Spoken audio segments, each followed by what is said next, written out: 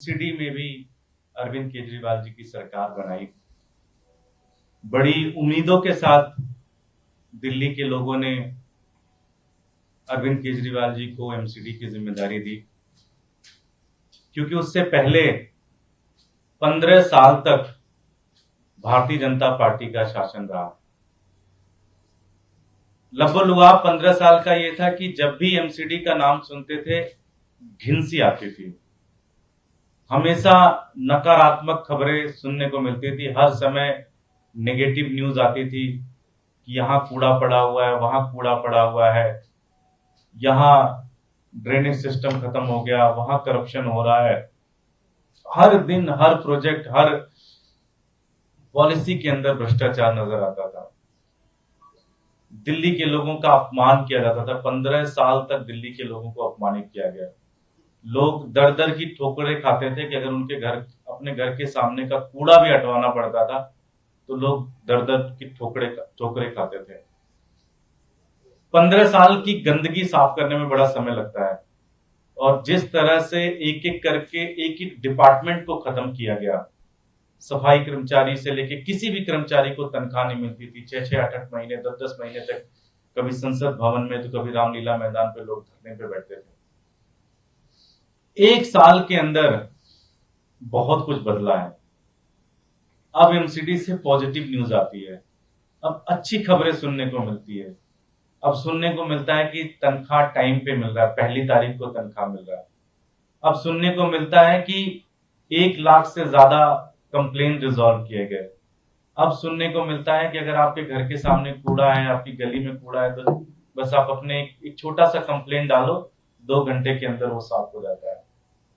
अब नई नई पॉलिसीज आ रही हैं, अब नई नई चीजें आ रही हैं। रोड बनाने का काम हो रहा है, लगभग 3,000 से ज्यादा रोड एमसीडी के बनाए जा रहे हैं जो आज तक कभी नहीं बनाए गए। इसी तरह से गलियों को साफ किया गया, ड्रेनेज सिस्टम बनाने की कोशिश की जा रही है। तो एक ओवरऑल हर जगह पहली बार एमसीडी का बजट प्रॉफिट में आना स्टार्ट हुआ है। नहीं तो आज तक बजट हमेशा निगेटिव में रहता था। पहली बार हमने 1,000 करोड़ से ज्यादा प्रॉफिट दिल्ली के एमसीडी के बजट में किया, मात्र 1 साल के अंदर किया। और इसके लिए मैं दिल्ली के मुख्यमंत्री अरविंद केजरीवाल जी का बहुत बहुत धन्यवाद दूंगा कि लगातार वो एक एक चीज के ऊपर गाइडेंस देते रहे, एक एक चीज के ऊपर नजर बना के रखी, और पूरा अनुभव उन्होंने एमसीडी की टीम को दिया जिससे हम एक बेहतरीन काम कर सकें। अभी एमसीडी में और भी बहुत काम करने की जरूरत है। जैसे दिल्ली सरकार प्रॉफिट में चल रही है, इसी तरह से एमसीडी को और ज्यादा प्रॉफिट में लेके आना है। अभी मैकेनिकल स्वीपिंग का अरेंजमेंट कराना है, दिल्ली की इंटरनल रोड्स को बनवाना है। तो बहुत सारे काम ऐसे हैं, कूड़े के पहाड़ बहुत कम हुए, उसे पूरी तरह से खत्म करना है। तो ऐसे बहुत सारे काम हैं जो दिल्ली की एमसीडी में करना है, जिससे अपनी दिल्ली एक सीएम साहब का सपना है, एक दिल्ली वालों का सपना है कि दिल्ली अपनी एक वर्ल्ड क्लास शहर बने। उसी सपने को कंटिन्यू करते हुए, चूंकि एक प्रक्रिया है, संवैधानिक प्रक्रिया है कि हर साल दिल्ली के एमसीडी में मेयर और डिप्टी मेयर का चुनाव होता है और नए मेयर और डिप्टी मेयर आते हैं। पिछली बार सैली ओबराय जी हमारी मेयर थी, और साथ ही साथ आले मोहम्मद इकबाल जी हमारे डिप्टी मेयर थे। मैं उनका भी बहुत बहुत धन्यवाद करूंगा पार्टी के फोरम से कि उन्होंने बहुत शानदार काम किया। सारे काउंसलर्स को लेके चलने की कोशिश की, सारे अधिकारियों के साथ मिलकर दिल्ली की जनता के जो मुद्दे थे उन सारे मुद्दों के ऊपर उन्होंने काम किया। और पिछले 1 साल में जो आप अच्छी खबरें सुन रहे हैं उसमें उनका बहुत बड़ा योगदान है। मैं पार्टी के फोरम से उन दोनों लोगों का बहुत बहुत धन्यवाद करूंगा। साथ ही सभी काउंसलर्स का जो दिन रात मेहनत कर रहे हैं, दिन रात काम कर रहे हैं, लगातार अपने क्षेत्र में एक्टिव है, लगातार हर दिन कोई ना कोई मुद्दा लेके हमारे पास आते हैं, मेयर के पास जाते हैं, पार्टी के फोरम में आते हैं कि हमारे वार्ड में ये कमियां है, इसको ऐसे ठीक कराइए, कमिश्नर साहब से मिलते हैं। तो लगातार सभी काउंसलर बहुत मेहनत कर रहे हैं, काम कर रहे हैं। मैं उनको भी बहुत बहुत शाबाश दूंगा। आज चूंकि एमसीडी में जो नए मेयर और डिप्टी मेयर चुनने की प्रक्रिया की शुरुआत हो गई है, आज नॉमिनेशन है। मैं दिल्ली प्रदेश के अध्यक्ष और पार्टी के सीनियर साथी पीएसी के मेंबर गोपाल राय जी से मैं निवेदन करूंगा कि आगे की प्रक्रिया हमें बताएं और कौन इस बार कैंडिडेट होंगे उनके बारे में भी चर्चा करें।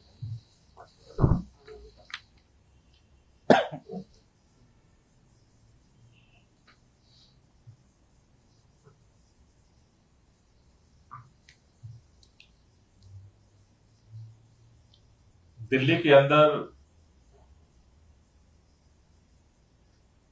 एमसीडी का चुनाव हो, विधानसभा का चुनाव हो, लोकसभा का चुनाव हो, वो लगातार होते रहे और हर चुनाव में दिल्ली के लोग किसी न किसी पार्टी को अपना वोट दे करके अपना प्रतिनिधि चुनते रहे। लेकिन दिल्ली की राजनीति में अरविंद केजरीवाल जी के आम आदमी पार्टी के उदय के पश्चात काम की राजनीति शुरू हुई। दिल्ली सरकार ने अरविंद केजरीवाल जी के नेतृत्व में जिस तरह से बिजली, पानी, स्कूल, अस्पताल, महिलाओं की यात्रा, बुजुर्गों की तीर्थ यात्रा जैसे कामों की झड़ी लगाई,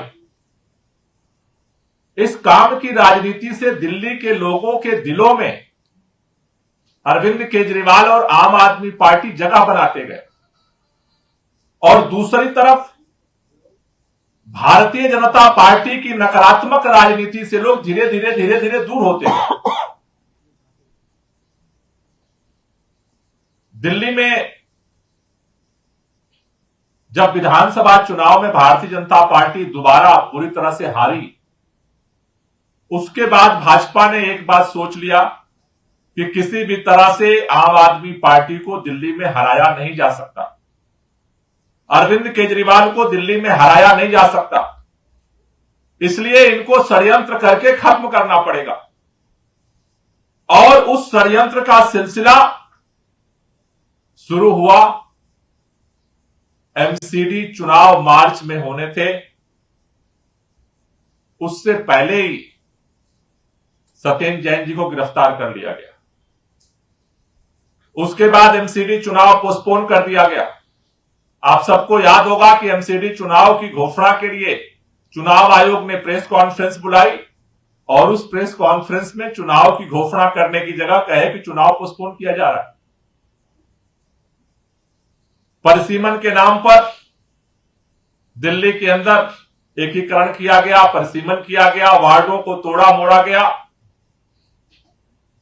निगेटिव दुष्प्रचार किया गया, एक साल लगातार दुष्प्रचार किया गया, झूठे आरोप लगाए गए। उसके बाद फिर जब गुजरात का चुनाव हो रहा था, उस समय इनको लगा कि अरविंद केजरीवाल तो गुजरात में है, एमसीडी का चुनाव कराएंगे और हम जीत जाएंगे। लेकिन दिल्ली विधानसभा से जिस तरह से भाजपा की विदाई किया था दिल्ली के लोगों ने, एमसीडी के चुनाव में भी इन सारे षड्यंत्र और सारे दुष्प्रचार के बावजूद दिल्ली के लोगों ने भारतीय जनता पार्टी की विदाई की। उसके बाद भाजपा और बौखला गई है और अब हम सबको पता है, उसके बाद उस हार के बाद मनीष सिसोदिया को गिरफ्तार किया गया और अब दिल्ली के मुख्यमंत्री अरविंद केजरीवाल को भी झूठे आरोपों में तिहाड़ जेल के अंदर बंद कर दिया गया। ऐसे में दिल्ली की जनता विधानसभा से भाजपा की विदाई कर चुकी है, एमसीडी से भाजपा की विदाई कर चुकी है। एक साल में जिस तरह से वही एमसीडी है जो 15 सालों में सबसे टॉप नकारात्मक मार्किंग में चली गई थी, आज वही एमसीडी है कि धीरे धीरे अपने पॉजिटिव सूचकांक को आगे बढ़ा रही है।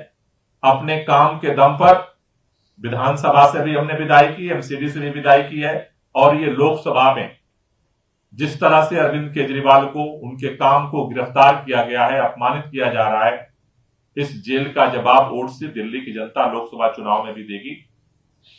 चूंकि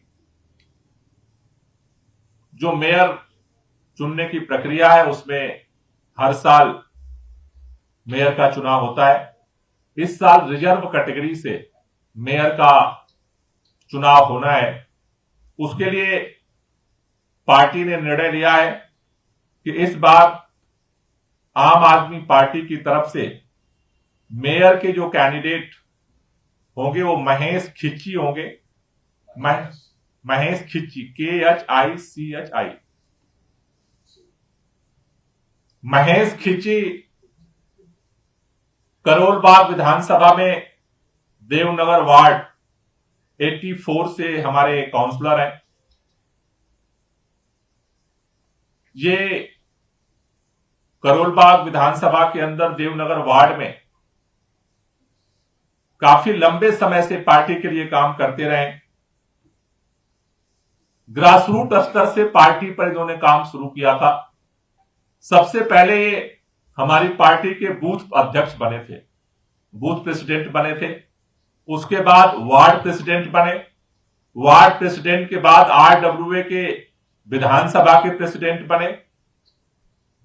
इन्होंने दिल्ली के साथ साथ पार्टी के लिए देश के अलग अलग राज्यों में, हिमाचल प्रदेश में, उत्तराखंड में, यूपी में, छत्तीसगढ़ में पार्टी के लिए अलग अलग चुनावी कैंपेन में इन्होंने हिस्सेदारी की। और उसको देखते हुए पार्टी ने इनको देवनगर वार्ड से कैंडिडेट बनाया था और वहां से ये जीते।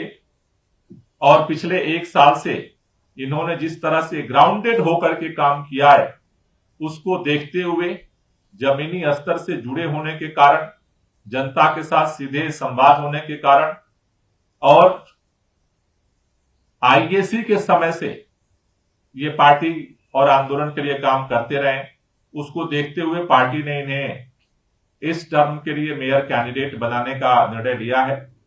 महेश खिच्ची जी BCom है, मोतीलाल नेहरू कॉलेज से इन्होंने साउथ कैंपस दिल्ली विश्वविद्यालय से BCom किया है और लगातार प्रारंभिक दिनों से ही पार्टी और आंदोलन के लिए काम करते रहे। तो आज पार्टी मेयर कैंडिडेट के रूप में महेश खिच्ची का अभी 12 बजे नॉमिनेशन जो है वो कराएगी। मेयर के साथ साथ डिप्टी मेयर के लिए रविंदर भारद्वाज को पार्टी अपना कैंडिडेट बना रही है। रविंदर भारद्वाज भी आंदोलन के समय से ही पार्टी से जुड़े हैं। ये सेकेंड टाइम काउंसलर है। अमन विहार वार्ड किराड़ी विधानसभा के अंदर है 41 अमन विहार वार्ड। ये 41 अमन विहार वार्ड किराड़ी विधानसभा से पिछली बार भी काउंसलर थे और इस बार भी वो काउंसलर चुने गए। 2017 से 2022 तक काउंसलर थे, पिछली बार भी पार्टी की तरफ से। पिछली बार नॉर्थ MCD में हमारे स्टैंडिंग कमेटी के मेंबर थे 2019 से 2021 तक। वर्क कमेटी और अपॉइंटमेंट कमेटी में भी मेंबर रहे। काफी इन्होंने भी आंदोलन के समय ही ज्वाइन किया था और तब से लगातार पार्टी में काम करते रहे। इन्होंने भी हमने सबसे पहले शुरू में पार्टी में लोकल प्रभारी बनाए थे, तो लोकल प्रभारी सबसे पहले ये बने थे। उसके बाद बूथ अध्यक्ष रहे, फिर मंडल प्रेसिडेंट रहे और फिर वार्ड पे इन्होंने काम किया और पार्टी ने फिर इनको पिछली बार काउंसलर बनाया था और इस बार दोबारा काउंसलर बने। ये इनकी जो एज है वो 35 है रविंदर भारद्वाज की। महेश खिच्ची की जो एज है वो 45 है। तो इस बार पार्टी ने महेश खिच्ची को मेयर कैंडिडेट के लिए और रविंदर भारद्वाज को डिप्टी मेयर कैंडिडेट के लिए जो है इस बार अभी नॉमिनेशन करने का डिसाइड किया है, अपना कैंडिडेट बनाया है। और दोनों जो हमारे कैंडिडेट हैं वो जमीनी स्तर से पार्टी को जानते हैं, हमारे वॉलंटियर्स को जानते हैं और अब पिछले दिनों जो MCD के अंदर कामकाज हुआ है उसके आधार पर हमें उम्मीद है ये दोनों लोग मिलकर के जो काम हमारी शैली ओबेरॉय ने जो आगे बढ़ाया है, जिस तरह से मुझे लगता है कि आले इकबाल ने जो आगे बढ़ाया है उस काम को और ये मजबूती से आगे ले जाएंगे। और जो MCD में हमारा टारगेट है, जैसा दुर्गेश जी ने कहा, उस टारगेट को हम अगले एक साल में और बेहतर तरीके से पूरा करें। कोई क्वेश्चन हो तो ले लीजिए।